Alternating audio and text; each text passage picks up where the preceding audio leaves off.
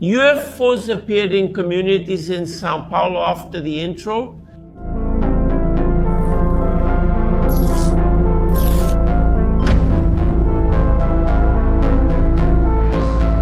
Hi everyone, I'm Edison Boaventura. Welcome to our channel.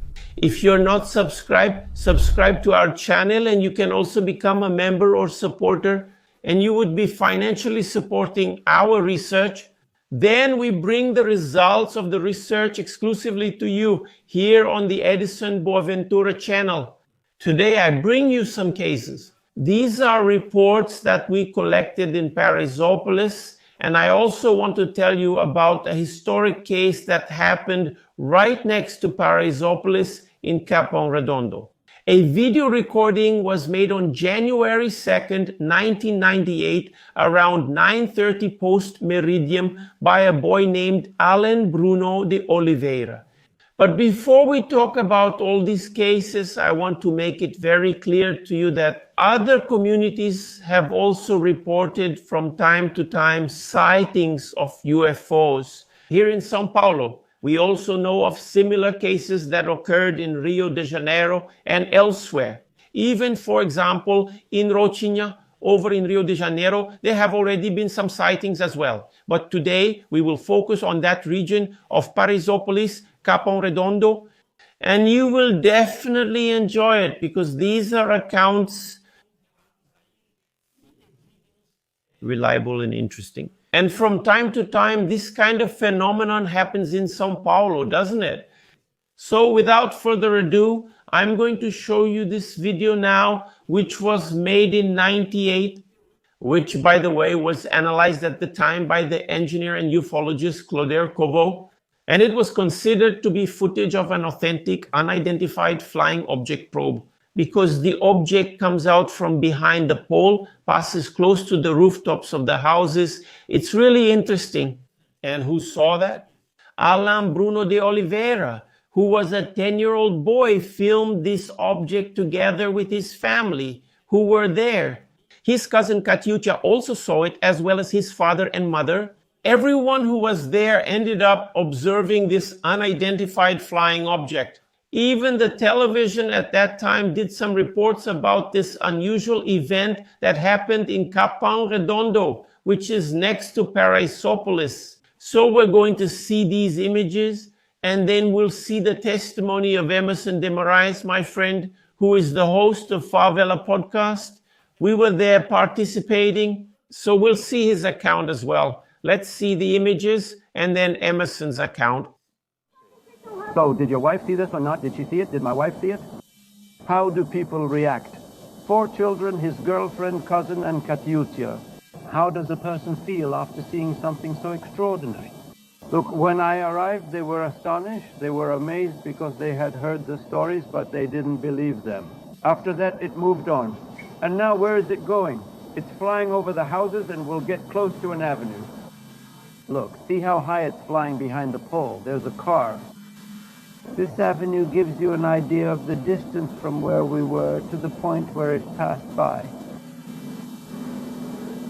What do you think it's doing there? What's your intuition? What is it investigating? Yeah, according to some information from the magazine, it would be considered a device that's tracking. We're here at the Favela Podcast facilities with my friend here, Emerson de Moraes. And he's going to tell us about some sightings he had here in this city, in Paraisópolis, in the community here. And he was telling me here, it's impressive. Can you talk a little about these sightings you had here? So the most recent one was at the end of last year at 6 p.m.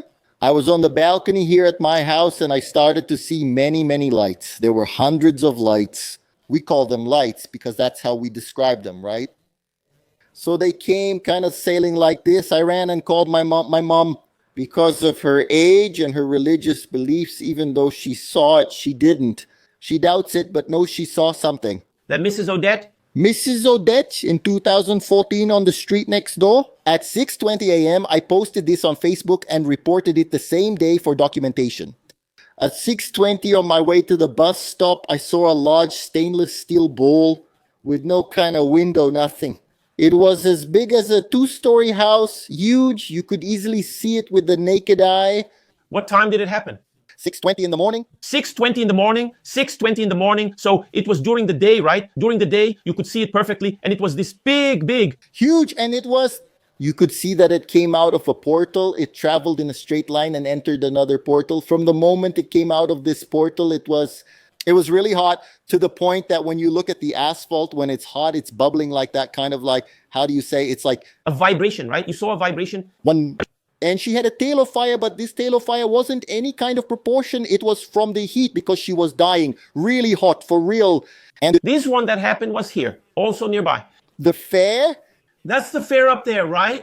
exactly. It was on Ferris Street at 6:20 in the morning 4 years ago. I used to work for Uber, and coming from University City Bridge along the Marginal, I felt it from the bridge. Right there on that big wall near University City, I had a fox. You know, I was working for Uber and I had a passenger with me.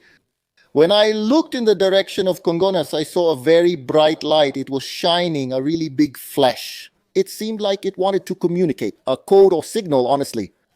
Then I said to my passenger, "Look, I'm seeing something here. Do you believe it?" He said, "I believe it."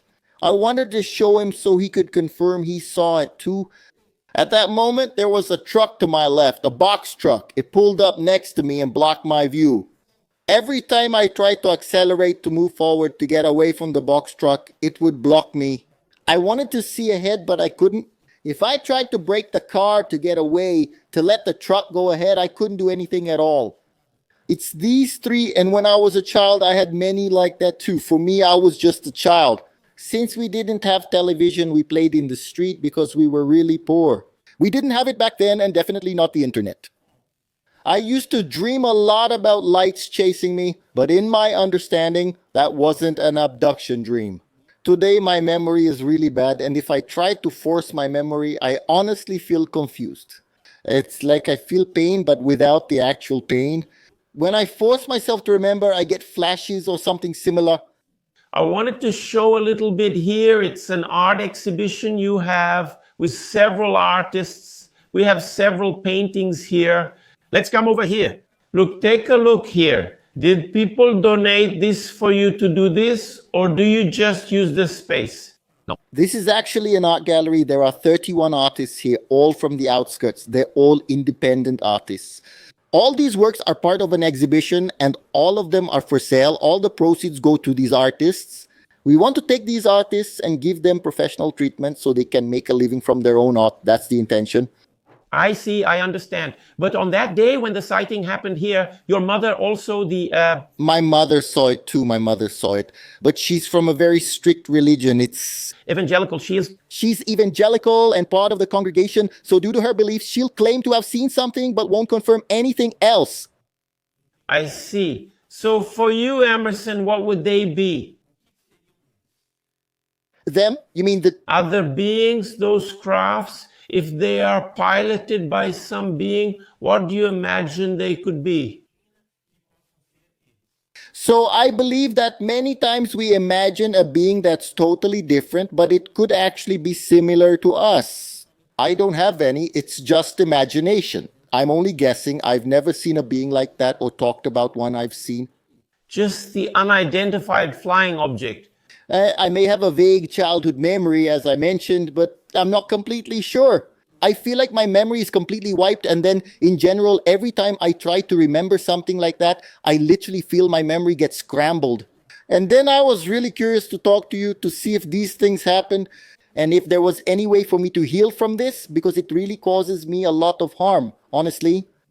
I understand, because it's something incomprehensible, and then it brings that restlessness, a certain anxiety, a lot of it. The anxiety is intense, and these are the damages I have with my memory and anxiety.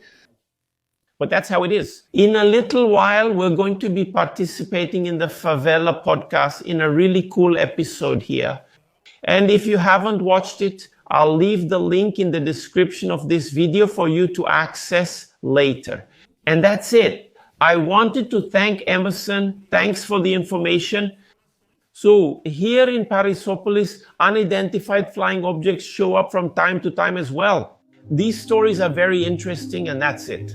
São Paulo, anywhere, even in communities, from time to time there are unidentified flying object sightings. So, if you like this video, click the like button and become a supporter or a member of the channel. And see you in the next video podcast live with Edison Boaventura. Bye.